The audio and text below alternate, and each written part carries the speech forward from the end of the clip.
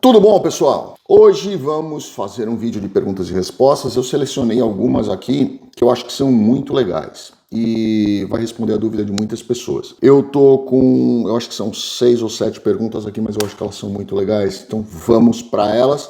Essas aqui foram mandadas todas no meu Instagram, tá? Então se você ainda não nos acompanha no Instagram, passe a acompanhar, porque a gente sempre abre caixinha de pergunta, e quando a gente abre as caixinhas de perguntas, algumas perguntas eu não respondo lá, porque eu gosto de responder aqui para mais pessoas, certo? Vamos lá então. Primeira pergunta: posso aplicar para um EB2 NIW com oferta de emprego? É mais rápido? Excelente pergunta essa. Primeiro, vamos falar de uma forma simples. EB2 é uma coisa, NIW é outra coisa. Tá? E uma coisa é uma coisa, outra coisa é outra coisa. É importante a gente lembrar disso daí. Não existe a figura do EB2NW, ela não existe. Isso é uma situação que é colocada principalmente de uma forma mais leiga para as pessoas que não entendem como funciona realmente um processo. É igual aquela história de quando alguém vem falar de pleito. Quando alguém chega para mim conversando, usando o termo pleito, eu já percebo que essa pessoa ou ela está assistindo o vídeo de alguém que não é advogado, ou ela não tem a menor ideia do que ela está falando. Porque pleito está sempre atrelado, a terminologia jurídica, pleito, ela está sempre atrelada a um pedido jurídico. E o pedido que é feito em um processo de imigração é um processo administrativo, não jurídico. Então o termo não é pleito, é processo, tá? Processo é o acúmulo de autos, a junção dos autos, que são os documentos, as petições e tudo mais. Isso é a definição de processo, certo? Então vamos lá. Quando uma pessoa quer aplicar um processo, o processo é sempre EB2, nesse caso, tá? Então nós temos um processo de EB2, que é um processo administrativo, por isso não é um pleito. Quando você entra com uma solicitação de um processo de EB2, você pode encaixá-lo dentro da figura da INA, que é uma figura especificamente legal e objetiva, onde você tem que cumprir requisitos, e você pode também enquadrá-lo no National Interest Waiver, que é regulamentado pela DANASAR e que é uma outra legislação que regulamenta o interesse nacional, que eu já expliquei inclusive num outro vídeo, que não é nem nacional, ele é micro-regional, tá? Então falando assim de uma forma bem simples para vocês entenderem. EB2 é uma coisa, NW é outra.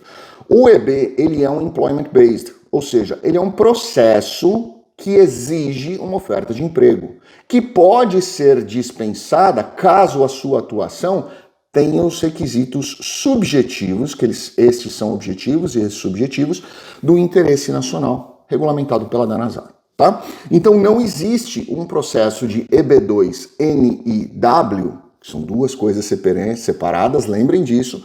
Não existe um processo de EB2NIW com oferta de emprego. Ele será o puro e simples EB2, certo? Então lembrem disso. A pergunta dele é se pode ter um EB2NIW com uma oferta de emprego. Não, porque aí seria um protocolo de um processo puro e simples de EB2 e não de NIW. Ok? Se ele é mais rápido, não necessariamente. Na verdade, ele pode até ser mais demorado, dependendo da estrutura deste processo. Certo? Boa pergunta.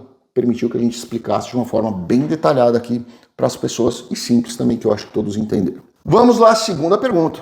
Tenho visto E2 válido por 5 anos, mas quando eu entrei, o agente se equivocou e colocou somente 2 anos no meu I-94. Como posso acertar isto? De forma alguma. Você não pode acertar isso de forma alguma. O E2, ele, por definição legal, ele é um visto, porque ele é concedido sempre na autoridade consular, então ele é visto, ele não é ajuste de status, ele não é mudança, não é correto fazer mudança de status para E2. Conversa com o seu advogado, veja direitinho se esse advogado tem experiência nisso. O correto é protocolar sempre vistos no consulado, e ajustes de status para Green Card podem ser feitos consular e depois mudado, ajustado, na verdade, é o termo correto, dentro dos Estados Unidos, ok? Mas, nesse caso, a gente não se equivocou, porque o status do visto E2, status, o status, não o visto. O visto é 5 anos. O status, ou seja, o tempo de permanência máximo dentro dos Estados Unidos, com a categoria E2, aí já não é mais o visto, porque você já entrou, você passa a ter uma categoria de status.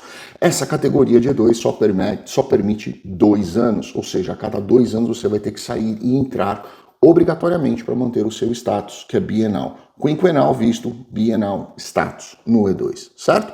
Então você não tem como ajustar, como mudar isso, corrigir isso, porque está certo, a gente fez da forma correta, sempre 2 anos, de 94, certo? Terceira pergunta.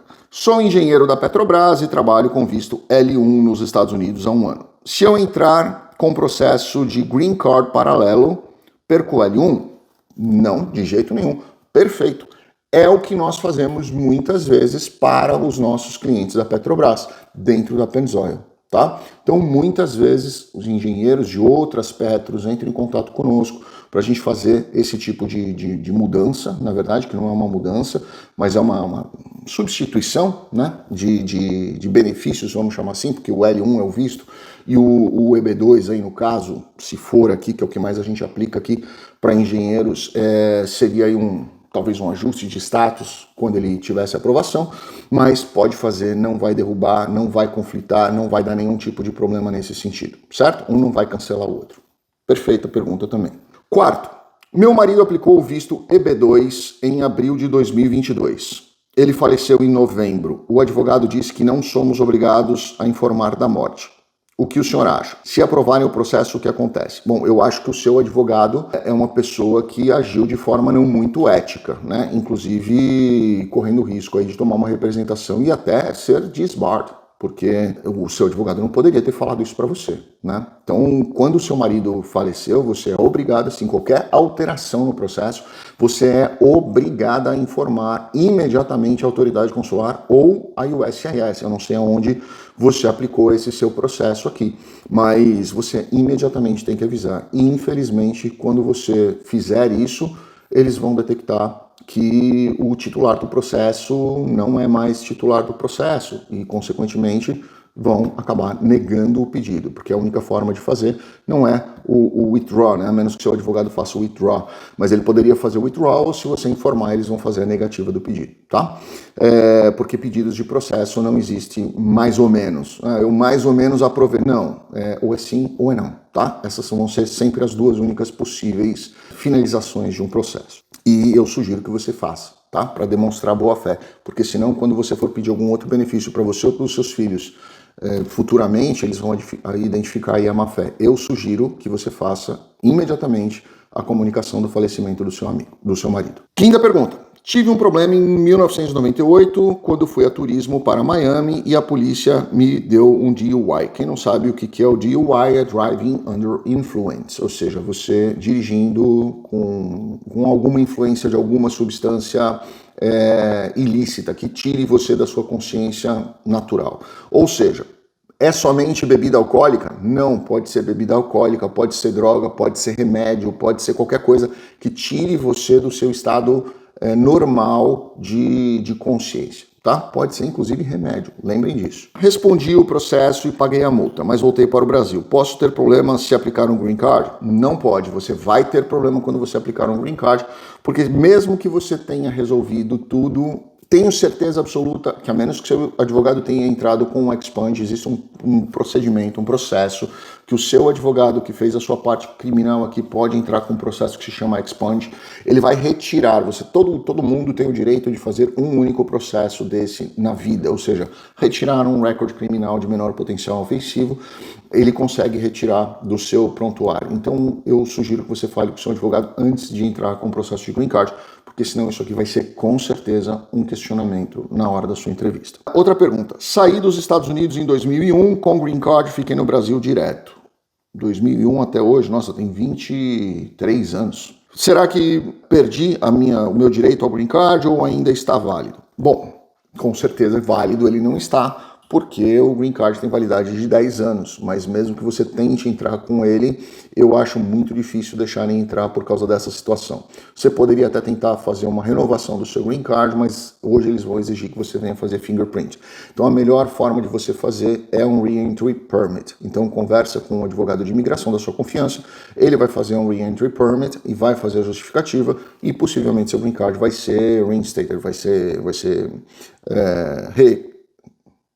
revalidado, não é revalidado, reemitido para você. Às vezes falta a palavra aqui em português, mas tá perfeito. Eu acredito que esse é o melhor caminho para você fazer, tá? Não tente embarcar, não tente entrar com um Green Card inválido, vencido há tanto tempo, principalmente por você não ter dado entrada nos Estados Unidos nesse período. Vai sim dar uma dor de cabeça aí para você. Tá bom? Era isso, pessoal. São essas perguntas. Eu espero que tenha solucionado as dúvidas de outras pessoas também. Um grande abraço, fiquem com Deus. Deixa a sua pergunta aqui embaixo, que realmente a gente vai tentar trazer mais vídeos de perguntas e respostas, onde a gente pode abordar vários temas simultaneamente, optimizar a qualidade dos vídeos e responder mais pessoas possível, tá? Da maior forma possível. Grande abraço, fiquem com Deus. Obrigado.